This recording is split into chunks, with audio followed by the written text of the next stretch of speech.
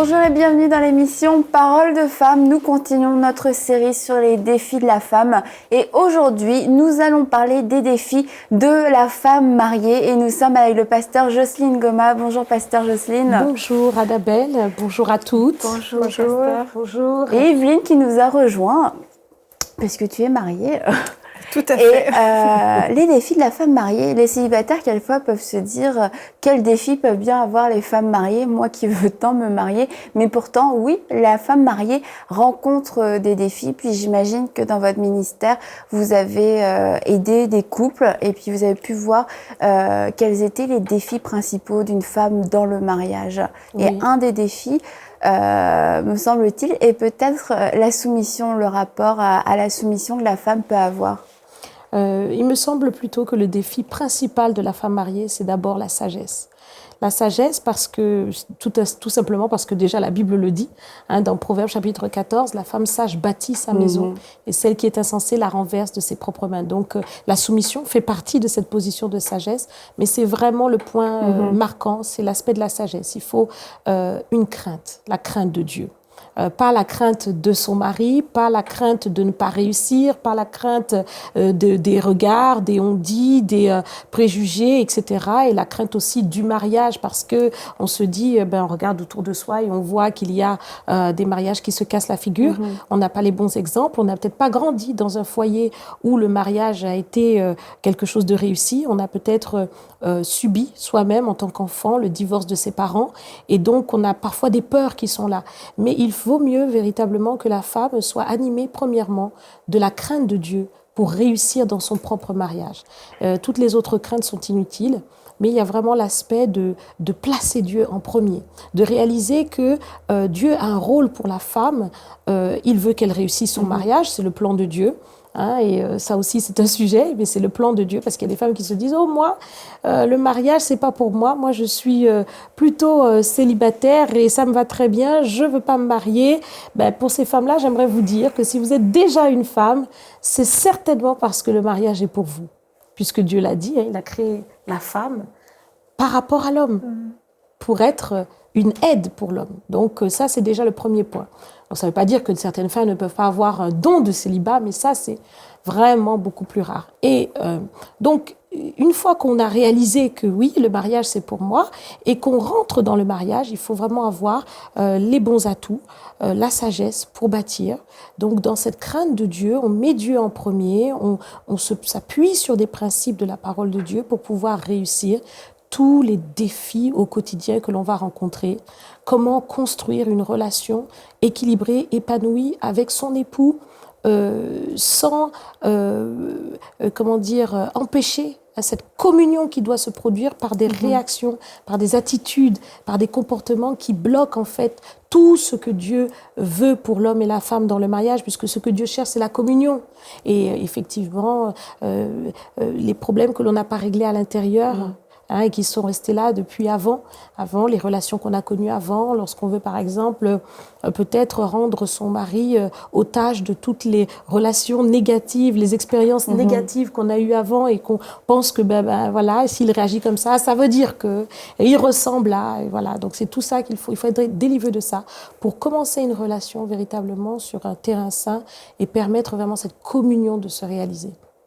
Et donc la femme mariée, un de ses défis, ça va être de pouvoir, comme on l'a vu dans les émissions précédentes, régler tous ces problèmes pour être une femme épanouie, parce que finalement dans le mariage, tous ces bagages-là vont ressurgir et vont créer des problèmes. Et oui. Comment le régler? Parce que dans l'idéal, c'est sûr, on les règle avant. Mais quand on ne les a pas réglés avant et puis qu'on est dans le mariage et qu'on fait face à des difficultés, qu'on a des mauvaises réactions et puis du coup qu'on a des mauvaises relations aussi avec notre mari, comment les régler et puis être restauré soi-même parce qu'on est en train de mettre notre couple en danger? Voilà, on constate en fait des attitudes ou des comportements qui sont récurrents et quand on fait ce constat-là, il faut justement revenir dans la sagesse de se dire oh là là, il faut que je change, il faut que je prenne maintenant la sagesse que je n'avais pas prise. Là où autrefois, je ne réalisais pas que mes réactions avaient un effet destructeur sur ma vie de couple.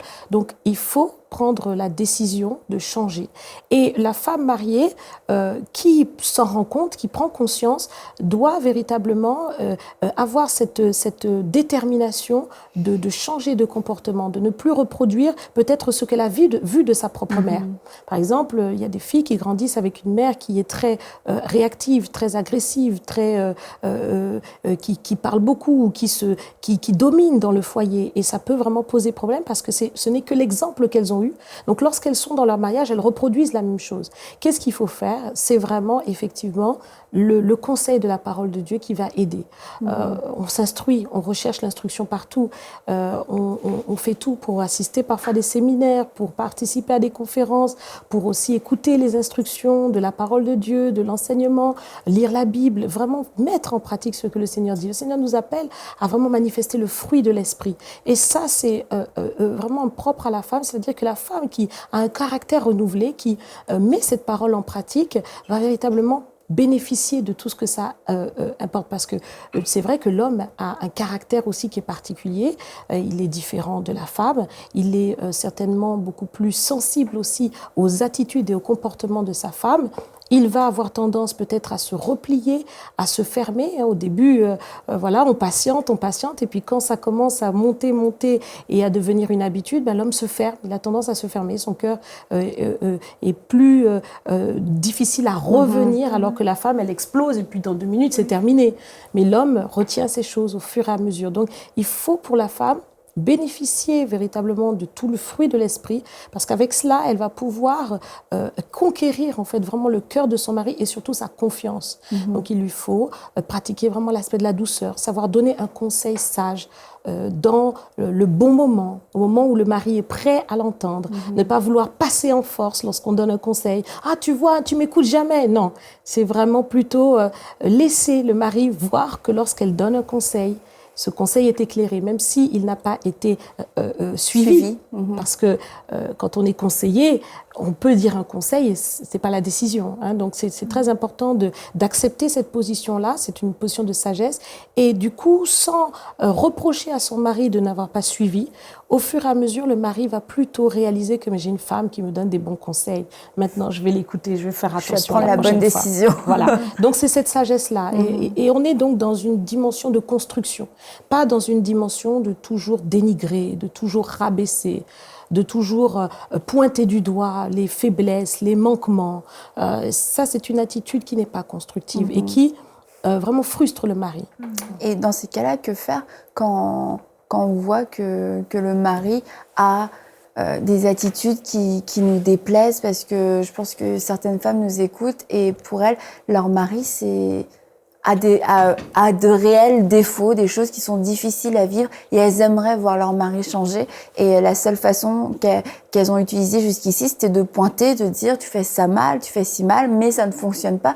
Donc, quel conseil donner à ces femmes pour voir un réel changement dans la vie de leur mari? Dans le couple, la femme n'est pas seule. Elle a vraiment le recours du Seigneur. Il faut qu'elle réalise que le Seigneur, l'Esprit de Dieu qui est au milieu du couple, est vraiment là pour donner à la femme toute la force dont elle a besoin pour, dans le temps, construire. Déjà, premièrement, il ne faut pas être trop pressé. Parce qu'un homme, une personne ne peut pas changer du jour au lendemain. Votre mari a des mauvaises habitudes, il fait des choses qui ne sont pas à la gloire de Dieu, il n'a peut-être pas le même niveau spirituel que vous, il se permet de faire des choses et vous savez que ce n'est pas ce qu'il faudrait, il n'est pas bien en position dans sa vie personnelle, il n'est pas au clair avec sa propre responsabilité de mari, au clair avec sa responsabilité de père, mais c'est à vous véritablement de former spirituellement votre mari dans le secret, dans la prière. Ce n'est pas par des reproches, ce n'est pas par des attitudes, par des comportements, ni des clashs qu'on va créer à chaque jour, qu'on va pouvoir le transformer. Mais dans le secret, en faisant confiance à l'Esprit de Dieu, en priant, Dieu fait véritablement des exploits avec vous dans la prière. Et ça, c'est... là, il y a en ce moment un film qui est sorti qui s'appelle War Room. Je ne sais pas si vous l'avez vu. Oui. Voilà. Et beaucoup de femmes dans notre cadre de l'AFC se sont partagées ce film, en ont parlé et on sont vraiment motivées parce qu'elles ont compris au travers de l'image de ce film que la femme ne doit pas recourir à tous les reproches en pensant que les choses vont changer parce qu'elles ont dit des paroles. Non, le Seigneur dit si femmes, soumettez-vous à vos maris. Et s'ils n'obéissent pas à la parole, il est bien dit, il sera gagné sans parole. Et j'aime à dire sans parole, S-A-N-S, pas C-E-N-T. Voilà, donc sans parole, ça veut dire par une conduite, par un changement personnel. D'abord, il faut que la femme change. Quand le mari voit qu'elle n'est plus réactive, qu'elle a pris une attitude de douceur, là, il est déjà interpellé, il est interloqué. Et le silence qui va s'installer, le bon silence, hein, là on parle du bon silence, pas le fossé, mais le silence qui va s'installer va laisser l'esprit parler au cœur du mari. Et puis, de son côté, la femme donc doit prier dans le secret en réalisant que le Seigneur est son allié pour transformer le cœur du mari. Ça, c'est quelque chose que Dieu est vraiment puissant pour faire. Il nous dit dans sa parole que le cœur du roi est comme un courant d'eau dans la main de l'Éternel. Le Seigneur est capable de changer les cœurs les plus durs, mais ça se passe dans le secret avec lui. C'est une alliance entre la femme et Dieu. Donc, cessez de prendre le téléphone pour dire « il a fait ça, il a fait ci, il a fait ça ». Moi, j'ai rencontré le cas d'une femme qui a beaucoup souffert dans son foyer parce qu'elle a subi l'adultère répété. Et à un moment donné, donc, le mari avait quitté le foyer, avait dénigré sa femme, disant partout que maintenant c'est fini, je suis avec une autre, je ne veux même plus entendre parler d'elle. Et elle s'est confiée à moi, je lui ai dit, écoute, si tu veux sauver ton foyer, il va falloir que tu prennes une bonne décision. Décide maintenant avec le Seigneur de prendre une position spirituelle. N'appelle plus ni à gauche ni à droite pour dire ce qui ne va pas dans ton foyer. Ne proclame plus des paroles négatives sur ton mari. Il a besoin de toi et c'est maintenant. C'est maintenant qu'il a besoin d'être délivré. Et tu vas être partenaire avec le Seigneur pour le délivrer de cet esprit d'adultère qui le tient en captivité depuis des années et qui peut aller jusqu'à détruire ton foyer si tu ne prends pas les bonnes décisions. Et lorsqu'elle l'a fait, effectivement, elle a mis en pratique point par point tout ce que je lui ai dit. Et au bout de quelques mois, le mari est revenu à la maison. Il lui a dit, tu es une femme de foi. Tu es une femme de foi. Il était sur son lit avec cette femme. Et pendant qu'il était là avec cette femme étrangère, celle qui est montée dans son cœur, c'était sa femme. Et il avait des larmes aux yeux en se disant, mais qu'est-ce que je fais là ? C'est la puissance du Saint-Esprit qui l'a saisi. Et il est revenu dans son foyer. Donc, j'aimerais vraiment vous dire que la puissance de la prière d'une femme qui prend les principes de Dieu et qui les met en pratique, c'est quelque chose qu'on ne peut pas comparer à quelconque même séance de rattrapage de couple, comment dire, groupe de parole, etc. Non, la puissance de la prière, ça c'est vraiment quelque chose de fort. Et donc je conseille vraiment à toutes les femmes de rentrer dans cette dimension, d'être dans cette alliance avec le Seigneur. Parfois la femme est confrontée à des choses vraiment très graves, très très difficile et elle a besoin véritablement d'être une soldate. Il faut vraiment qu'elle prenne son bâton de pèlerin. On a des femmes qui vivent parfois des choses très difficiles parce que certains hommes sont malheureusement rentrés dans le mariage mais ne sont pas matures pour cela. Ils ont gardé eux aussi des addictions, des choses très difficiles et il faut pouvoir tenir bon. On a des cas aussi, malheureusement, où les choses sont encore plus compliquées. Que faire alors dans ces cas-là, quand le mari devient une personne qui est dangereuse à la fois pour la femme et à la fois pour les enfants? Là, quelle est la responsabilité de la femme mariée vis-à-vis de son mari et vis-à-vis de sa famille, de son foyer? Oui, la femme peut être vraiment prise en sandwich entre sa responsabilité d'épouse, de vouloir, sauver, aider son époux et en même temps protéger ses enfants. On a des cas, par exemple, des cas très difficiles de pères qui se tournent véritablement contre les enfants par des actes de pédophilie ou qui peuvent, par violence, mettre véritablement la famille en danger parce qu'ils ont une addiction à la drogue ou à l'alcool. Mais qu'est-ce qu'il faut faire dans ces cas-là? C'est vraiment, à nouveau, la sagesse de la femme. C'est pourquoi c'est son défi majeur. Parce que il faut pouvoir jauger de la situation. Il faut évidemment avoir la possibilité, c'est ce que je souhaite à toutes les femmes, de rencontrer, d'avoir des parents spirituels, des conducteurs spirituels, des pasteurs qui peuvent vraiment leur donner un conseil qui les aide à avancer dans ces situations difficiles. Mais effectivement, il faut pouvoir jauger de la situation, vérifier si cette personne est prête à la repentance, prêt véritablement à revenir, ou si la situation est tellement à la limite qu'il vaut mieux protéger, se protéger personnellement et protéger les enfants plutôt qu'on arrive à des drames, parce que ça arrive aussi. Et ce n'est pas parce que nous sommes croyants que nous n'allons pas faire cette sagesse-là, prendre cette sagesse-là de bien jauger les situations. Parce que le Seigneur a créé l'être humain libre et malheureusement, tout le monde ne prend pas l'option de vraiment choisir et servir le Seigneur en esprit et en vérité. Et il faut que la femme réalise que si son mari ne veut plus véritablement marcher avec le Seigneur et si il est parti dans une dimension vraiment qui cause du trouble et de la violence, il faut veiller et prendre sa responsabilité de protéger les enfants, de se protéger soi-même. Là, je rappelle quand même à vous qui nous suivez qu'on parle de cas graves. C'est pas une assiette oubliée dans la vaisselle ou des chaussettes sales qui traînent. On parle vraiment de cas graves, des cas de violence concernant vous-même ou vos enfants. Ou comme le pasteur Jocelyne a dit, on ne veut pas que vous viviez un drame, que demain on lise en première page que la maison a sauté, que vos enfants ont vécu un drame, etc. On est dans ce genre de situation vraiment très très grave. Oui, où la vie est en question. Voilà, où la vie est en danger à ce moment-là, parce que aussi on sait qu'il y a des alternatives quelquefois pour des séparations, pour quitter le foyer, qui sont assez légères, des motifs qui sont assez légers. Et là, on parle vraiment de choses très graves. Et puis, pour passer au point suivant, c'est que il y a aussi, comme je disais, des motifs quelquefois qui ne sont pas légitimes pour pouvoir prendre de telles décisions. Et c'est un choix que de rester dans sa maison, que de se battre pour son mari, se battre pour son mariage. Absolument. Il faut savoir que lorsqu'on se marie, c'est pour se marier. C'est-à-dire que l'objectif du mariage, c'est de rester dans une vie de couple et d'aller jusqu'au bout.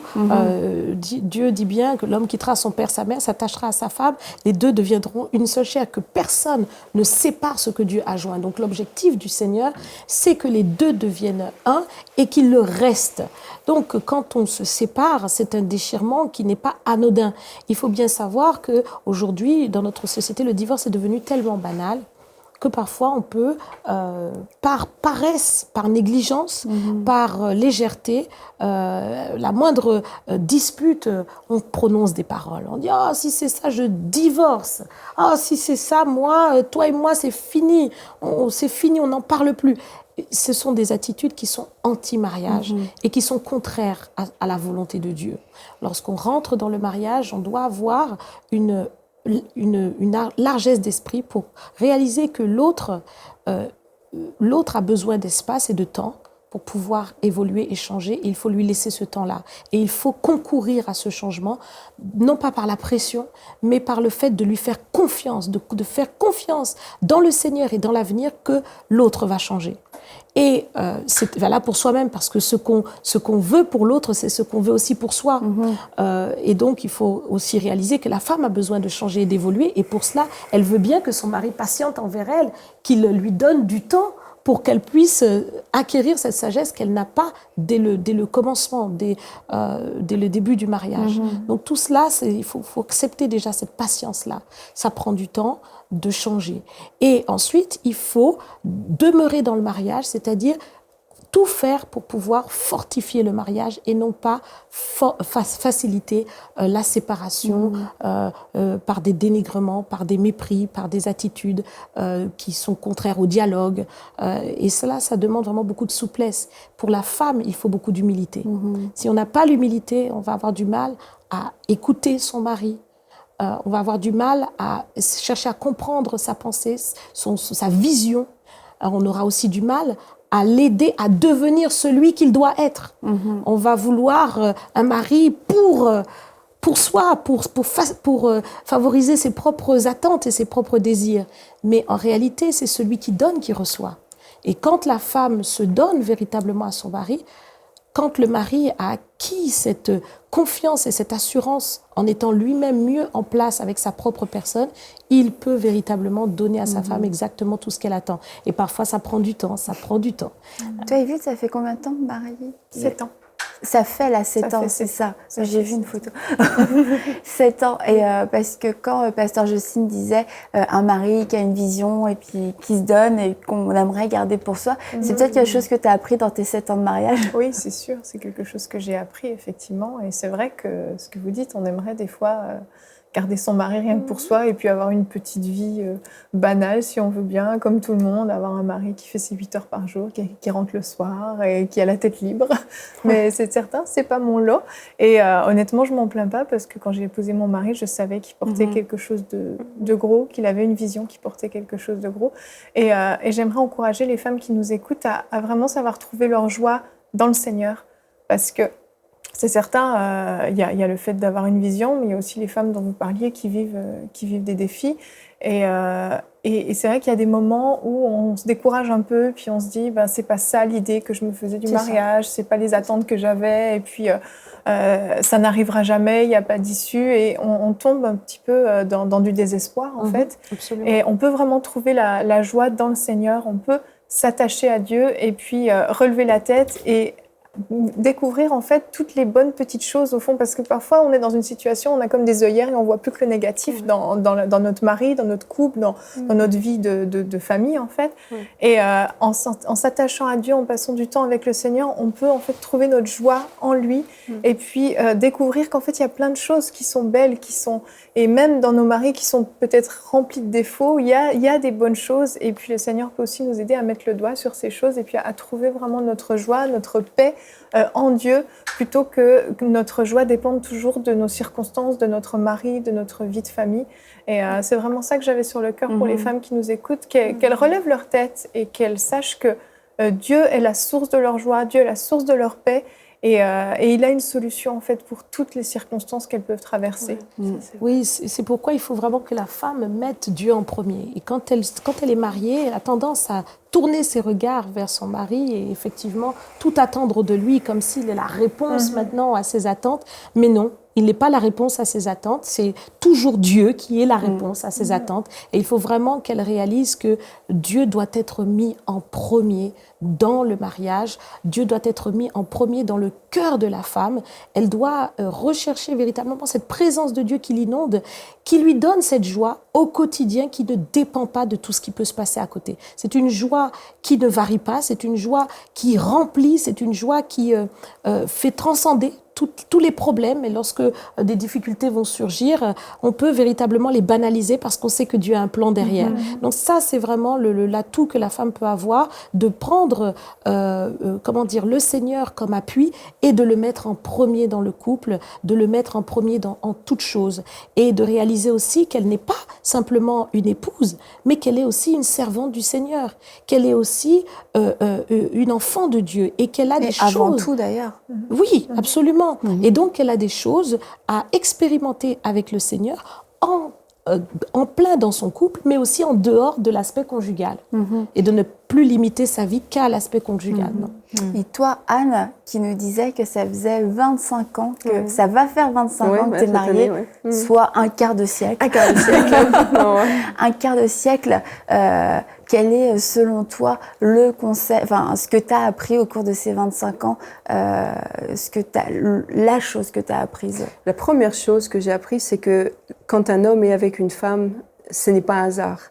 Quand dès le début on s'est remis au Seigneur, qu'on a prié pour notre relation, dès le début, avant même qu'il y ait une quelconque décision de prise pour des fiançailles ou quoi, quand on a remis son sort à l'Éternel, on sait que ce n'est pas un hasard si l'homme est avec cette femme-là. Et quand j'ai traversé ces 25 ans, je me suis toujours souvenu que ce n'était pas un hasard. Quand il y a des moments peut-être plus difficiles, plus de doutes ou plus de remise en cause, si on s'accroche à cette idée que ce n'est pas un hasard, on a prié pour ça, Dieu a béni, Dieu a conduit, on sait que c'est la volonté de Dieu. Et aussi, la deuxième chose que j'ai appris, c'est qu'il ne faut pas essayer de changer l'autre. On a à exercer de la patience, de l'amour, du pardon. C'est le descriptif de 1 Corinthiens 13 de l'amour. On n'a pas cherché son intérêt, et essayer de changer l'autre, et même vouloir changer l'autre, je trouve que c'est pas constructif dans un couple. Et Dieu, de toute façon, dans sa miséricorde, va nous changer, va changer l'autre. Et pour le meilleur, si on est tous les deux dans le Seigneur. Mais essayer soi-même d'avoir comme objectif de changer l'autre, je trouve que c'est peu constructif, et je ne pense pas que ce soit la pensée de Dieu. C'est pas la mission qu'on a reçue. C'est pas notre mission, et puis on est amené, on aime notre mari, et Dieu veut qu'on aime notre mari, et on doit exercer de la patience. Oui, c'est pas le rôle de la femme, effectivement, de changer le mari, c'est pas son rôle. Elle est là pour l'assister, pour le soutenir. Et effectivement, il n'y a que Dieu qui change. Donc quand on veut prendre ce rôle-là d'orienter son mari, on devient véritablement comme une dominatrice, c'est un esprit de sorcellerie en fait qui est derrière. Et l'homme se sent manipulé. Il se sent manipulé, il n'est plus libre de ses choix, de sa volonté, et il sent même qu'il n'est pas le chef dans son foyer. Donc il faut vraiment que les femmes fassent attention à cette tendance qu'elles peuvent avoir, parce que les femmes sont aussi indépendantes, elles ont pris des habitudes, et donc elles peuvent avoir une attitude aussi de regarder à leur mari un peu comme un enfant, vouloir le guider, etc. Et parce que la femme est maternelle aussi, et ça doit être vraiment une tendance à laquelle il faut vraiment veiller, à ne pas considérer, par exemple, certaines femmes disent, moi, lorsqu'elles ont par exemple 2 enfants, elles vont dire, j'en ai 3 à la maison, parce qu'elles considèrent le mari comme le 3e. Donc ça, c'est des choses vraiment qu'il faut éviter. Et puis il y a aussi le fait d'éviter, en tant que femme mariée et mère dans le foyer, à éviter de faire passer le rôle de mère avant le rôle d'épouse. Ça aussi, c'est quelque chose qu'il faut éviter, parce que parfois, certaines femmes qui voient que le mari ne prend pas toute sa place de père dans le foyer vont avoir tendance à dire, bon, ben, c'est moi et mes enfants. Et puis, elles mettent le mari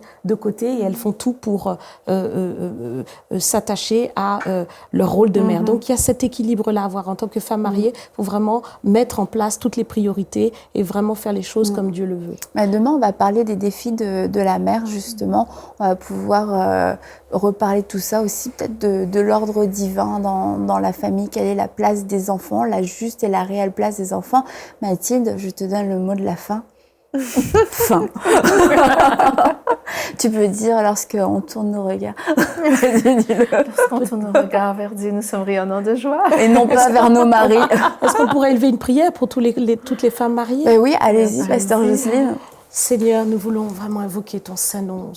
En ce jour, Seigneur, nous voulons te demander d'étendre ta main sur toutes les femmes, Seigneur ô Éternel, qui nous regardent, qui sont dans leur vie de couple et qui souffrent, qui traversent des situations difficiles. Nous invoquons ta puissance, Seigneur ô Éternel, sur elles, afin que tu les fortifies, que tu les remplisses, Seigneur mon Dieu, de ta paix et de ta joie. Que maintenant, là où elles se trouvent, Seigneur, qu'elles se sentent investies d'une force pour aller de l'avant, Seigneur, et de continuer, de construire leur foyer, d'être véritablement équipées par la puissance du Saint-Esprit pour pouvoir assister leur mari et faire d'eux des hommes, Amen. Seigneur ô Éternel, à la dimension à laquelle tu les as appelés. Seigneur, nous invoquons ta consolation dans leur cœur, là où elles peuvent se sentir seules dans leur couple, seules dans leur foyer, là où elles n'ont pas toute la tendresse qu'elles espèrent de leur mari. Seigneur, nous te demandons de les fortifier par ta présence, Seigneur, qui les rassure. Donne-leur, Seigneur ô Éternel, de savoir que tu es avec elles et que tu ne les abandonnes pas. Nous te disons merci, Père, parce que tu es fidèle et tu as un plan pour leur vie, au nom de Jésus.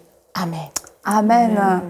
Amen. Recevez cette prière dans la foi. Il y a une provision pour vous de la part de Dieu. Il y a une joie de la part de Dieu, une joie qui surpasse toutes vos circonstances et une joie qui envahit votre cœur et qui envahit aussi votre foyer. On vous bénit dans le nom de Jésus et on vous retrouve demain pour une dernière émission dans notre série sur les défis de la femme, pour les défis des mamans. Donc à demain dans une prochaine émission. Envoyez-nous votre témoignage à paroledefemme@enseigne-moi.com.